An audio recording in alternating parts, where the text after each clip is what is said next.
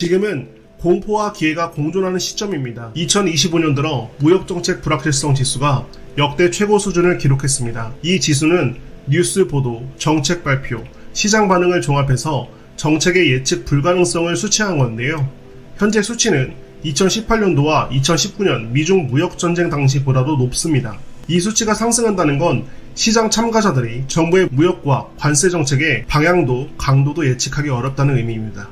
투자를 하는 입장에서는 정책 리스크가 커질수록 회피 심리가 강해지고 있다는 시장의 심리를 보여주는 지표입니다. 트럼프 대통령의 관세 발언이 시장을 크게 흔든 이유는 미국 기업들의 매출 구조 때문입니다. S&P 500 기업 전체 평균 해외 매출 비중은 약 40.2%입니다. 하지만 정보기술 섹터는 무려 56.2%, 소재 섹터는 51.1%입니다. 통신 서비스도 47% 이상이 해외에서 수익을 얻고 있습니다. 이 말은 곧 무역 장벽이 높아지면 미국 기업들도 타격을 받는다는 의미입니다. 특히 반도체, AI, 글로벌 IT 기업들은 공급망이 복잡하게 얽혀있기 때문에 관세는 바로 실적 악화로 이어질 수 있습니다. 실제로 애플의 경우 2024년 전체 매출 중 약 64%가 미국 외 지역에서 발생했고 엔비디아도 중국 시장에서만 매출의 19% 이상을 벌어들이고 있었습니다. 다음은 G20 국가들의 무역 장벽 수준입니다. 표에서 보시는 바와 같이 아르헨티나는 관세와 비관세 장벽 모두에서 최상위권에 있고 중국, 인도, 한국 역시 비관세 장벽이 매우 높습니다. 미국은 관세율은 낮지만 비관세 장벽이 높은 편에 속합니다. 비관세 장벽이란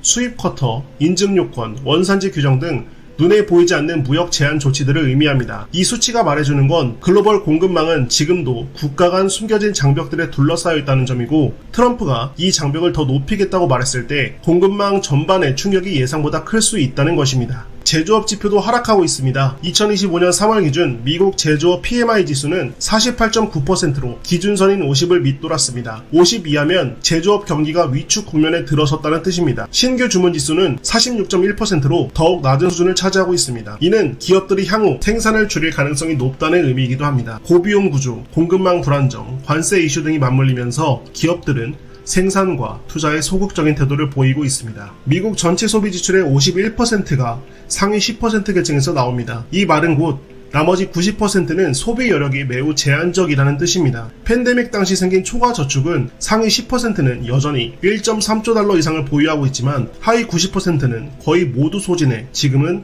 2,900억 달러 수준밖에 남지 않았습니다. 미국 중소형주 지수인 러셀 2000의 기술적 지표가 RSI 24.9를 기록하며 과매도 영역에 진입했습니다. RSI는 30 아래면 보통 과매도 상태로 아실 텐데요. 이전 사례들에서는 RSI가 25 이하일 때 1에서 2주 사이에 반등이 나왔던 경우가 다수였습니다. 이는 시장 심리가 단기적으로 지나치게 위축됐고 단기 반등 가능성이 높은 기술적 조건에 진입했다는 신호로 해석됩니다. S&P 500이 200일 이동평균선 아래에서 4월을 시작할 경우 역사적으로는 오히려 높은 수익률을 기록해왔습니다. 실제로 지난 25년간 이런 조건에서 시작된 4월의 평균 수익률은 플러스 2.43%였고 하락장 속에서도 반등을 기록한 사례가 다수 존재합니다. 이는 지금의 약세 흐름이 반등 가능성을 내포하고 있다는 통계적 근거를 보여줍니다. 2025년 3월 S&P 500은 마이너스 6.6%라는 큰 낙폭을 기록했습니다. 그런데 과거 1945년 이후 데이터를 보면 3월에 마이너스 3% 이상 빠졌던 애들은 대부분 4월에 반등했습니다. 통계에 따르면 4월 평균 수익률은 플러스 5.92%, 연말까지 평균 수익률은 플러스 20.25%였습니다. 2025년 3월의 낙폭은 이 기준보다 훨씬 큽니다. 따라서 반등 확률이 높아진다는 분석이 가능해지는데요. 무역 리스크, 제조업 둔화, 소비 양극화, 시장 심리 위축, 지금 시장은 다소 어두운 신호를 보내고 있습니다. 하지만 반대로 보면 기술적으로는 과매도 신호, 계절적으로는 4월 반등 구간, 통계적으로는 3월 급락 후 회복 흐름이 반복되고 있습니다. 지금은 공포와 기회가 공존하는 시점입니다. 숫자는 냉정하지만 흐름은 말하고 있습니다. 여기서 멈출 것인가, 회복을 준비할 것인가. 17층 브리핑룸은 여러분들께 지표 안에 있는 숫자 사이에 시그널들을 해석해서 계속 영상을 올리도록 하겠습니다. 여러분 감사합니다. 17층 브리핑룸이었습니다.